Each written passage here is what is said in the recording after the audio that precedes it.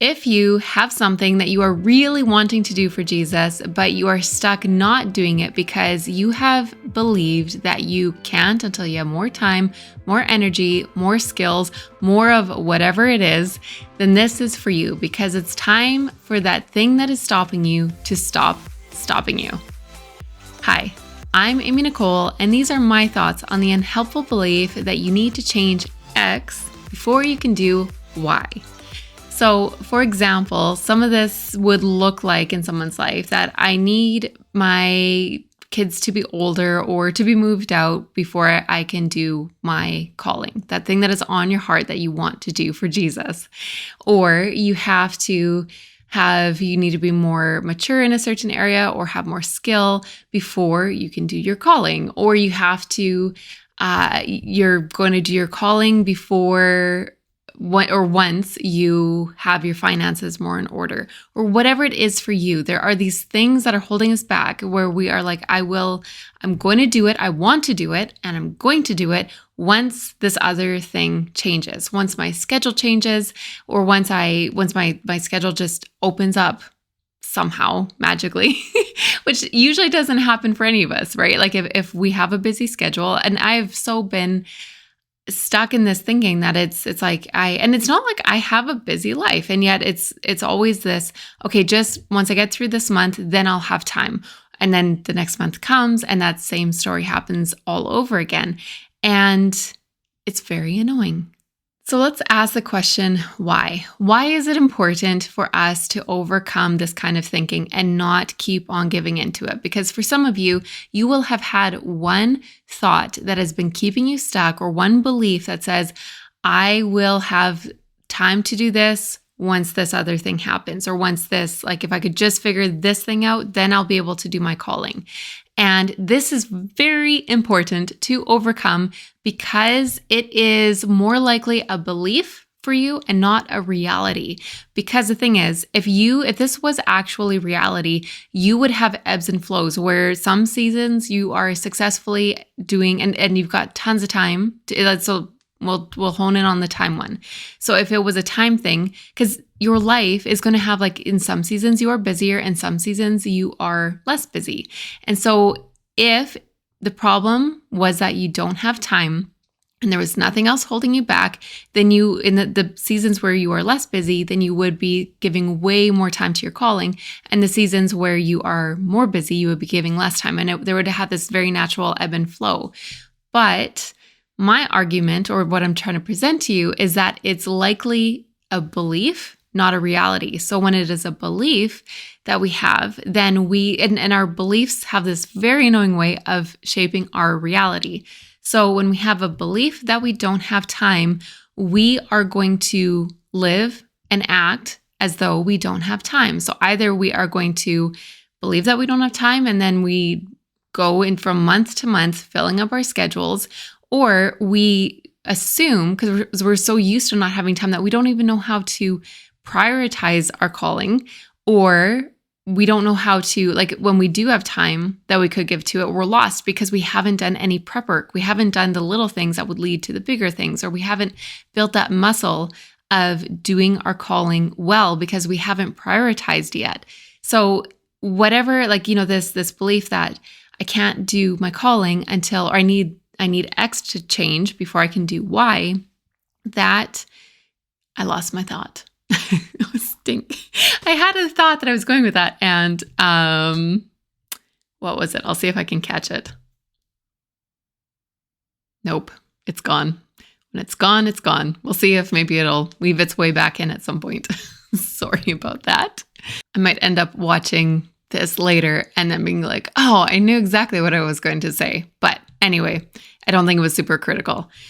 But okay, so instead of waiting for life circumstances to change, I think a really good way, in my opinion, is just, again, to ask questions. If you watch any of my videos, and if you watch them going on into the future, you know and you're going to come to know, if you don't already, that I am a fan of asking questions, because questions cause us just to pause, step back, and look at our life a little bit differently with a different lens and a question can break years and years and years of habit.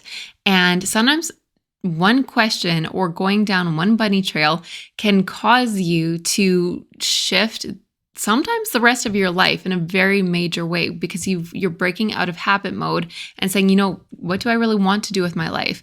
Where can I create time for my calling? How can I make this happen? And a really good question that I'm finding that I'm being faced with this whole I can't do or I need X to change before I can do Y is that, wow, something about that. When I go back to that example, that keeps making me lose my thought. I think I was going down this bunny trail. I'm sitting here trying to remember because there's something about the XY thing that seriously just wipes my train of thought out of my brain.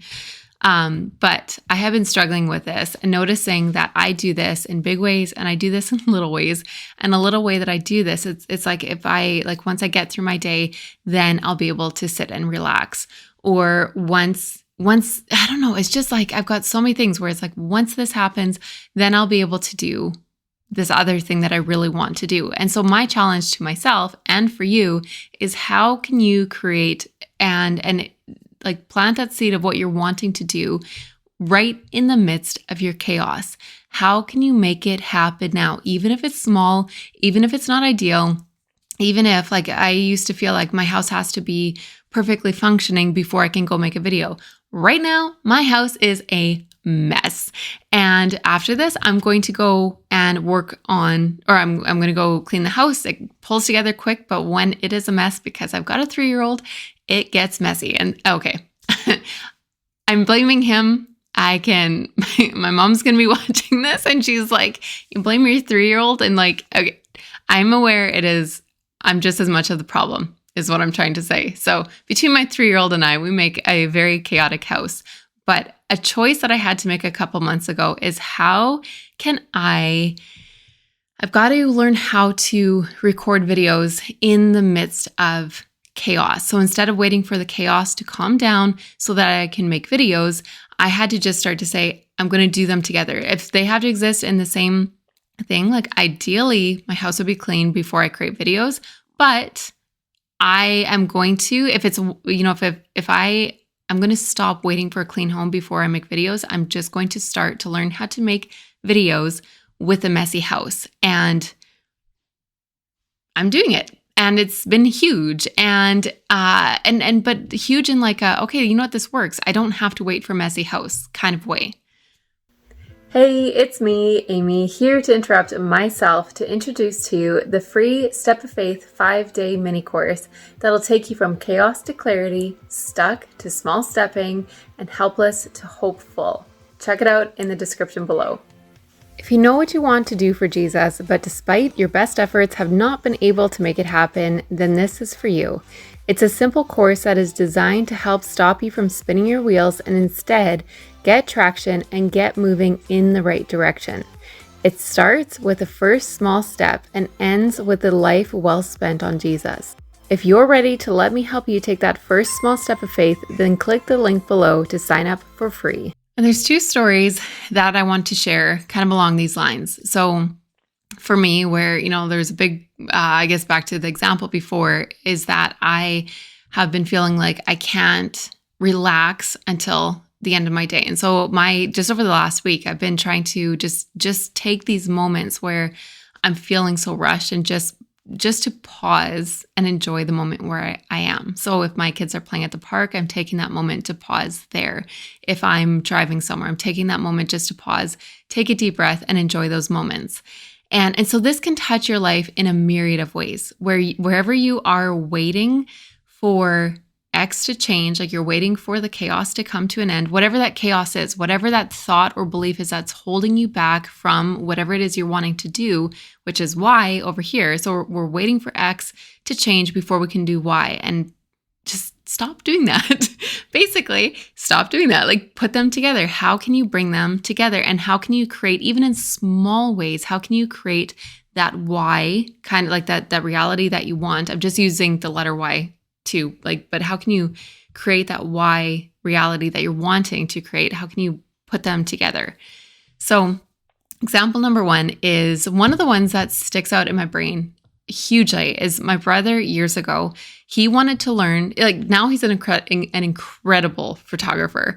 And so when he would, not I, but when he was learning years ago, I had a DSLR camera, which is a fancy camera, but you can't see on the screen what, like there's nothing, you can't see what you're pointing and shooting at. So you don't know how the picture is going to turn out until you take it. And so it was a pricier camera, but it takes a lot of skill and time to learn how to use it. And so my brother could have said, like he was in his teens when he learned how to use it, and he took incredible pictures with that camera. I was shocked that that camera could even do that because it was mine, but I didn't take the time to learn how to do it that well. But it was incredible what he learned, even though he had the restriction of a not so easy, it's not in any way a user-friendly camera. And so that just really impacted me and has like for 10 plus years, because he could have said, I can't learn how to take good pictures until I have a good quality camera that pretty much makes it super easy just to basically you can point and shoot at whatever and it's just going to be super easy. He could have put that restriction on him where it's like, I can't do X until I have Y, and then he would have never learned. But because he learned with what he had, which was my camera, then he gained skill as a teenager that he's now been able to use those skills and just keep on building on it. And now he's just better and better and better because he pushed through that restriction and that unideal situation. And so the other example I wanted to give was, so growing up, my mom she would write music, and we had a Fisher-Price recorder, and she probably has it somewhere.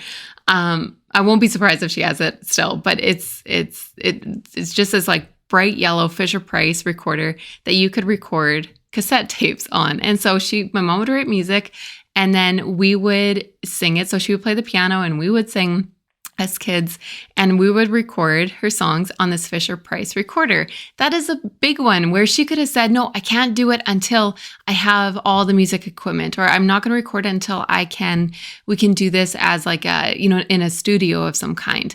And yet, but the goal was, it's just, how do we get this stuff recorded? And it was so valuable just simply because all of our young voices with us as kids are on these recordings, which is super special.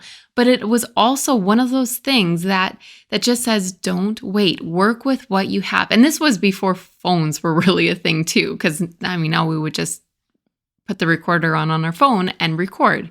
But I love the fact that we have these recordings that were recorded on a Fisher-Price, just this like kids recorder, because it's one of those things that just speaks to this, don't wait for perfect before you do what is on your heart to do for God. And so I'm going to end with what?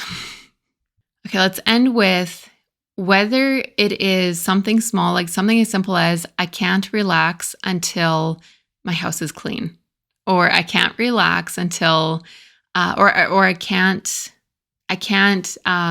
do any kind of self-care stuff until my kids are older and they're able to take care of themselves.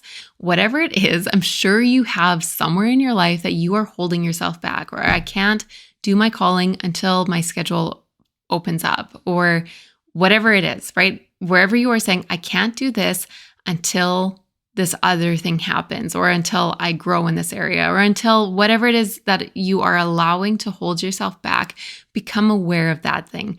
What is it that's holding you back? And then ask the question, how can I make that happen now? So if I am saying I can't relax until next week, because then next week my schedule is calmer, and so then I can relax. And it's almost like we go on for a whole week holding our breath until that time comes, and then it never comes because we keep on creating this like chaos thing, whatever.